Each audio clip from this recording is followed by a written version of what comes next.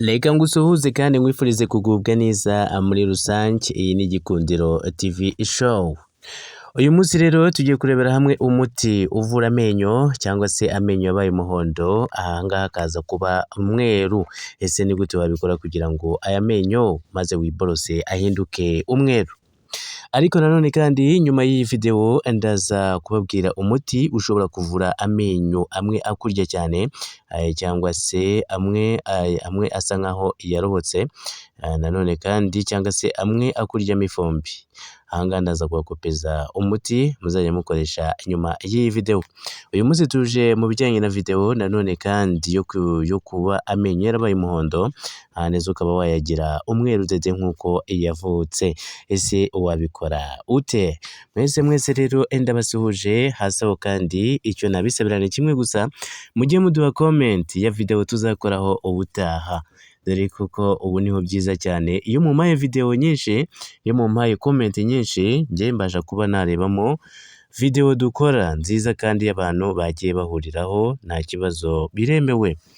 Mu gihe kandi iyi video yakuryoheye ugomba kuyisharinga mugenzi wawe, maze nawe kandi akiyumvira uko Yesu agira neza agatanga. Rero reka twitangirire ndetse n'ikiganiro cyacu. Ikiganiro cy'uyu munsi rero abantu benshi bagiye bambwira ngo uzakore ku kijyanye no kuba umuntu yakwivuza amenyo. Ese umuntu yabikora ate kugira ngo amenyo ase neza nk'umuntu ufite amenyo y'umuhondo? Hagati aha ngaha none aha ngaha rero ngiye kukugezaho ibintu bitatu ushobora gukora kugira ngo amenyo yawe ahinduke umweru. Aha ngaha rero icyo ufata aha ngaha kugira ngo icya mbere cy'ibanze uheraho, aha ngaha ni ugufata indimu yawe. Ugufata indimu yawe aha ngaha ukasa nk'aho uyicamo kabiri, ugafata igice kimwe, ndetse ugafata n'umunyu ibiyiko nka bibiri, maze ukaza gufata igice kimwe cy'indimu ukagikamurira muri wa munyu, ubwo uri kuwuvanga ku gasahane cyangwa se ku kantu gato cyane karinganiye, aho ndetse ibintu biraza kugenda neza cyane. Hanyuma wamara gukora ibyo ngibyo bimaze kubivanga neza cyane, uhita ufata korogati y'umweru, maze ubundi ndetse ugakandiramo. Wamara gukandira muri ibyo byose hagati y'umunyu n'inuza n'indimu, aha ngaha ukavanga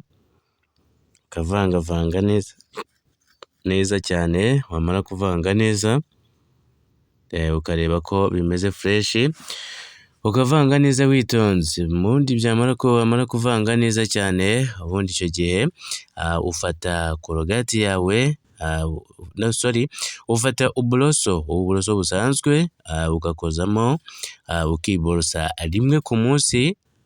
Wiborosa rimwe mu gitondo, ukongera kwiborosa na nimugoroba, ubwo ni kabiri ku munsi. Aha ngaha rero amenyo aragenda akaba umwaka. Amenyo aragenda akaba umwaka mw'abantu mwe.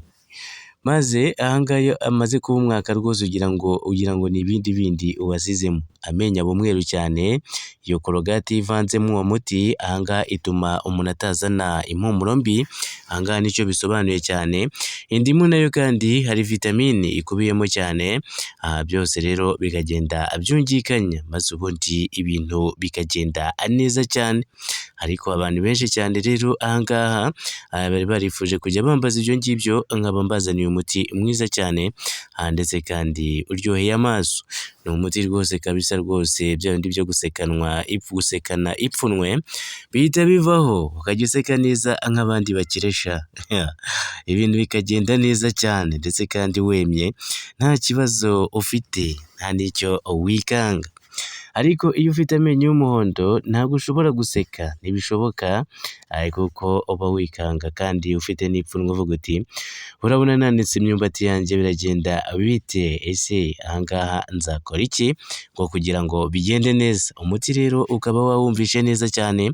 Hagati aha rero nakubwira ngo rero komeza ubane natwe, inkunga yawe ni subscribe na comment, ndetse na like hasi aho gato cyane. Niba ikiganiro cyacu wagikunze mw'abantu mwe rwose mujye muduha comment rwose biremewe nta kibazo, ntacyo bitwaye, ni akanya gato cyane ugakandaho rwose ugapyondaho comment ikaba itugezeho, cyangwa se basi mujye muduha like nyinshi cyane mutwereke ko mwadukunze, natwe kandi dukomeze tubazanira amavideo meza agezweho.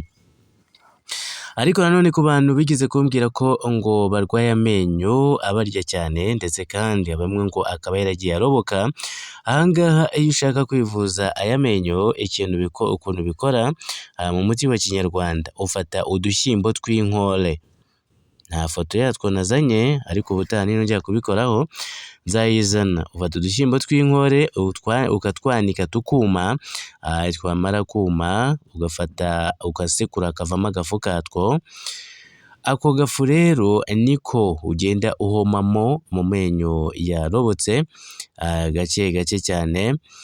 Wamara guhomamo rero icyo gihe ikintu ufata ni ukuvuga ngo iyo umaze guhomamo ureka iminota nka 15, maze nyuma kandi ukaza gushyushya amazi, mu gihe bamaze kwaturamo gake biringaniye, ugafata amazi make cyane ukaza kunyuguza mu kanwa, ukayacugusa mu kanwa, warangiza ukayacira. Ibyo rero bizagufasha kurinda iryinyo ryawe. Ayo mazi agomba kuba arimo akunyu gake, ni akunyu gake cyane, ugomba kuba wagasizemo, maze ubundi ayo menyo rero arakira burundu, ndetse n'ifumbi ikagenda, bya bindi byo kukurya bikavaho, kumva umeze neza. Komeza ubane natwe gatanu ku kandi rero turi kumwe mu yindi video.